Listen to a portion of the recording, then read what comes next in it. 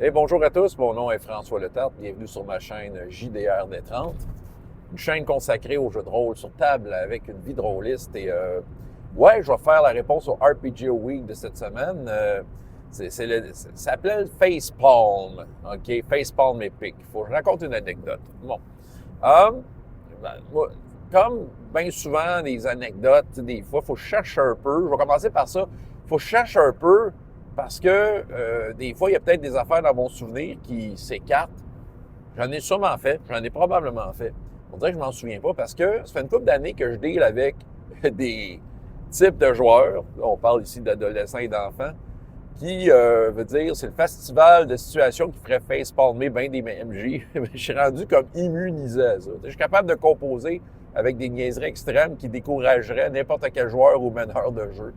Fait que tu sais, je suis comme, tu sais, c'est comme whatever, je vais composer avec tout ça. Ce qui fait qu'on dirait que des fois où j'ai peut-être fait ça dans le passé, je m'en souviens plus. Parce que peut-être que si je me souviens de l'événement qui m'aurait fait faire ça, on dirait que j'étais en mode, ben j'aurais su quoi faire. C'est ça. Fait que j'ai pas de. Il n'y a rien comme extrême. Mais oui, c'est arrivé. J'ai comme 3 anecdotes à vous partager, dont 2 positives, des facepalms positifs.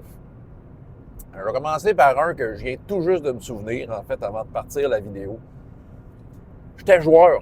On jouait à True 20. C'était une petite campagne. On a joué quoi, 10-15 séances. Puis c'était dans un univers inventé par le MJ. Là. Il était dans un trip Moyen-Orient.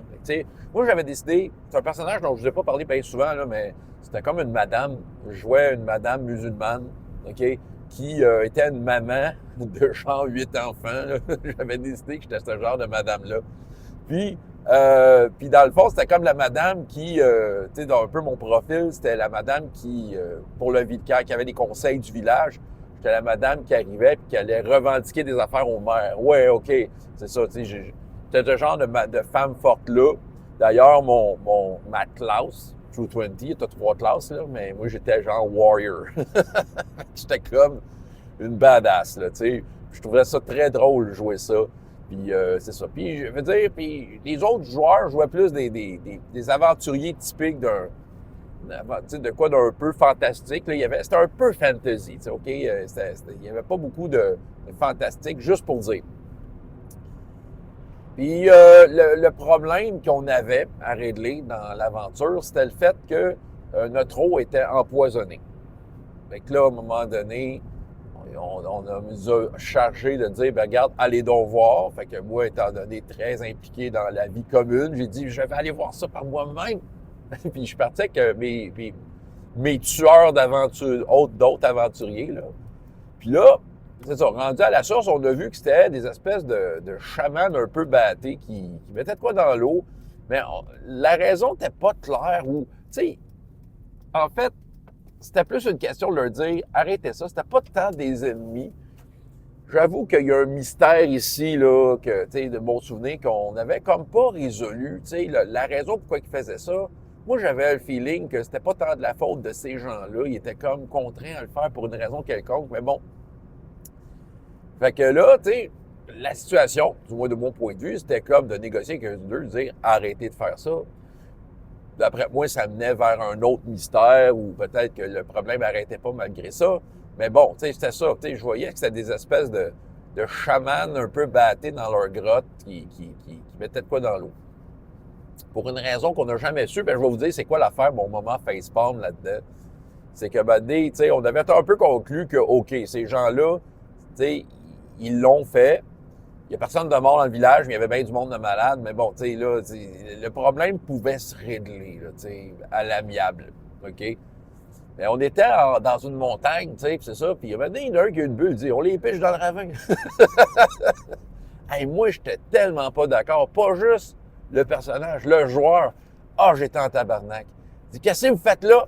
Fait que là, tu sais, j'essayais, mon personnage, de se mettre devant les autres. Ne fais pas ça, ne fais pas ça. Puis là, c'était comme du PVP. Ils me tassaient. Ils ont pitché les 2-3 chamans dans le ravin. J'étais en colère.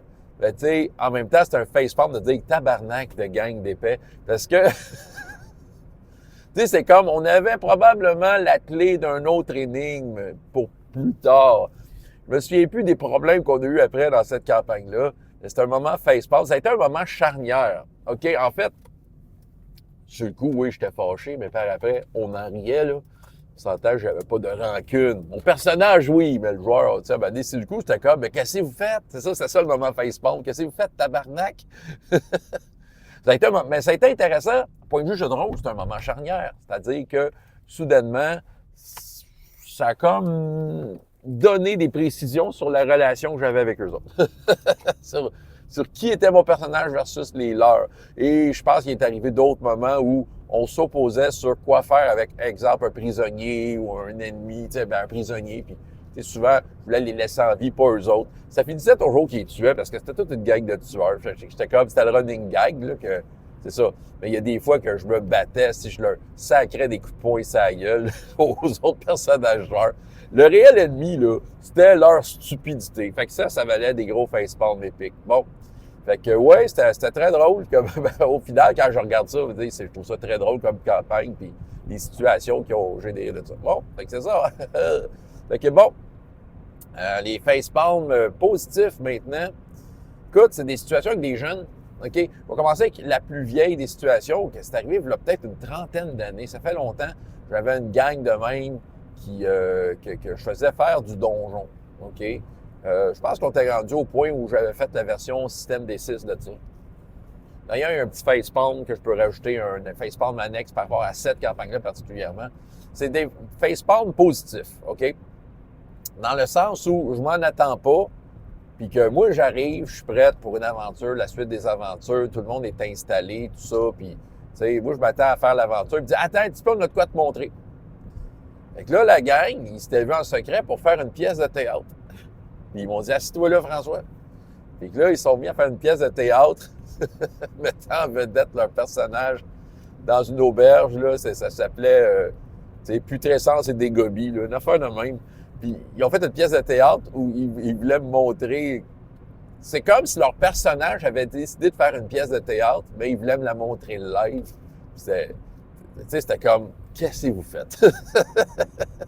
J'ai trouvé ça très drôle. J'ai trouvé ça très charmant. Mais c'est ça. En fait, ce qui est le fun de ce facepalm-là, c'est plus comme la joyeuse surprise et de voir que les joueurs prenaient ça à cœur, la game. Tu sais, pour qu'ils s'expriment dans la game au-delà de ce qui est prévu. C'était très cool. Et là, avant de revenir à cette game-là, le petit moment facepalm annexe, ça veut dire que je vais y aller d'un quelque chose de très récent que j'ai raconté à quelques reprises. C'était dans un parascolaire dans lequel il est arrivé de quoi d'exactement pareil, dans lequel, qu'à un moment donné, je suis arrivé, préparer mes affaires, j'avais mon aventure à tête, tout ça. Il dit, attends un peu, faut qu'on fasse de quoi? Quoi? Il dit, oui, il y a un mariage. Là, je me souvenais qu'il avait dit, hey, est-ce que la semaine d'avant, il y a un joueur qui est venu voir, hey, est-ce qu'on peut se marier entre personnages? Je dis, ben ouais, ça prend un prêtre, là, tu sais. Tu sais, je vous avais dit un peu, tu sais, quelque chose de même, là, c'est ça. Puis il y en a un dans la gang, c'est un genre de prêtre. Fait que là, il avait tout préparé, leurs affaires. Il avait tassé, c'était dans une classe, il avait tassé les pupitres pour faire une église. Puis là, ils étaient tous comme tout le monde ensemble, tu sais. C'est vrai, j'avais quand même prévu mon coup, c'est vrai. J'avais quand même prévu mon coup. Je vais vous dire dans quelle façon. C'est parce que les deux personnages qui se mariaient, c'était quand même un peu des nécromanciens. Leur dieu, c'est le dieu de la mort.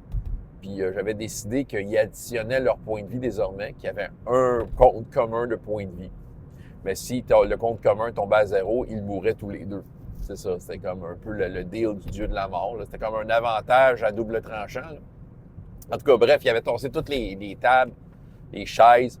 Puis il y avait carrément, écoute, ça a pris quasiment 20 minutes, une demi-heure. La cérémonie au complet, il avait tout préparé, le discours, puis tout ça. Puis il était enthousiaste, avait comme des autres joueurs qui simulaient tu sais, comme qui était dans la salle, puis ils faisaient semblant de pleurer. « Oh, c'est tellement beau! » Puis tu sais, ils se donnaient à fond dans leur niaiserie. Mais tu sais, c'est un moment facepalm de dire « Colin, qu'est-ce que vous faites? » Mais sauf que c'est très cool. C'est ça. C'était très positif comme moment. Et encore une fois, pour la même raison que l'autre histoire d'avant, c'est juste de voir à quel point que des fois, les joueurs, quand ils apprécient ce que tu leur fais, mais ce qu'ils apprécient, c'est ce qu'ils vivent. C'est pas juste que le meneur de jeu qui le fait, là, mais c'est quelque chose, c'est quand même, on est tous ensemble là-dedans, mais justement, ils apprécient l'activité, ben ils vont de là, puis c'est ça, ils pensent à une affaire, ils prennent le contrôle à leur façon pour s'exprimer dedans. C'est ça, c'est des étonnements, facepalm épique. Là, le petit facepalm épique, je reviens à l'autre campagne où est-ce qu'il y a eu le théâtre, là. La grosse finale de ça, c'est un dragon. Là, je vais donner raison, qui m'écoute probablement, Sébastien Pelletier. Les dés qui explosent. C'est la seule fois, encore, j'ai appris de ça, parce que maintenant, je suis capable de composer avec la mécanique de jeu. Le dé qui explose, tu roules le maximum du dé, tu le relances, puis tant que tu pognes le maximum, tu le relances, là. C'était le système D6. Le système D6, c'était la version dans laquelle un de tes dés est le dé libre. C'est ça son nom en français. Puis c'est ça, c'est un dé qui explose, OK? Puis, la grosse finale, il y avait un dragon. Fait que là, c'était l'affrontement final. Ils sont sur un champ de bataille. Ils savent que le dragon va arriver. Ils se préparent. Il y a un personnage qui a une arbalète, tu sais. Vous me voyez venir, là. Le dragon, il sort. Il me rate l'initiative. OK? L'autre, il décoche un carreau d'arbalète. Puis il s'est mis à rouler des 6, puis des 6, puis des 6, puis des 6, puis des 6. Je sais pas. C'était rendu à 36. Ça veut dire qu'il a clenché, mettons, entre, il a peut-être clenché entre 30 et 37, là, tu sais, plus ses autres dés. Puis c'est ça. Puis j'avais comme... puis je pense que c'était pour les dommages, en fait. Il avait réussi son attaque, tu sais, ça avait atteint, mais c'est ça. Puis tu sais, moi, je faisais la version où tu compares la constitution de l'adversaire. Fait que le dragon avait comme une grosse chaudière de dés de constitution contre les dégâts de l'arme. Puis les dégâts de l'arme, c'était un petit peu ridicule contre ça. Mais tu sais, il voulait faire sa shot, il voulait faire son coup. Mais là, quand ils sont mis à rouler des 6, là, la table était là, des 6, 6, hein? Là, c'était comme la grosse party. Puis là, je regarde le résultat. Puis tu sais, le système des 6, c'est un système dans lequel on compare un peu la quantité de dégâts versus la quantité de résistance, puis ça donne comme, mettons, un résultat. Puis lui, son résultat, c'était carrément mort. Il était complètement mort, le dragon. D'un seul carreau. Fait que c'est sûr que c'est un facepalm épique, parce que c'était comme, OK, regarde, mon gros dragon de la fin, là, ce qui tient cette campagne-là depuis presque 3 ans, là, ben, ça s'est réglé en un jet de dés, c'est ça. C'était comme une déception de MJ parce que j'aurais voulu qu'ils saignent un peu plus du nez que ça, les personnages. Ils anticipaient ce moment-là. En fait, ils s'étaient préparés mentalement à mourir. Fait que là, c'est ça, mais non, c'est ça, un carreau d'arbalète. Fait que, tu sais, c'est ça. Tu sais, ce que j'ai appris de ça, c'est qu'en fait, il faut composer avec les résultats. Puis, tu sais, bon, la mécanique de jeu vient avec ses cheats. C'en est un, c'est le dé qui explose. Fait que c'est comme, la shot, elle a été comme vraiment chanceuse. Fait que, comment j'aurais composé avec ça aujourd'hui? Je peux pas dire non à ça. Fait que le dragon tombe, puis voilà. T'sais, ça aurait pu être le dragon tombe, puis dans un dernier souffle, donne un secret d'un danger plus grand. T'sais. C'est ça, j'aurais facilement pu me revirer de bord, puis puis dire oui, vous avez réussi, vous m'avez pris par surprise. La flèche est rentrée dans l'œil vraiment comme il faut. T'sais.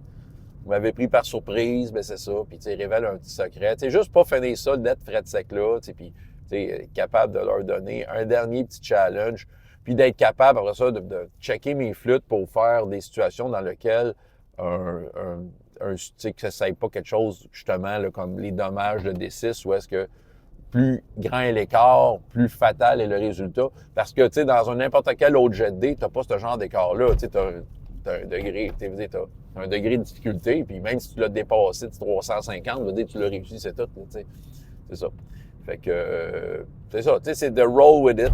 Dans le temps, c'était comme, bah, OK, c'est fini. Genre, pitcher mon crayon sur la table, ben, c'est correct, vous avez gagné, tu sais. C'était comme, ouais. Voilà, bon, hey, écoute, c'était rempli de jus et d'anecdotes, mon affaire, hein.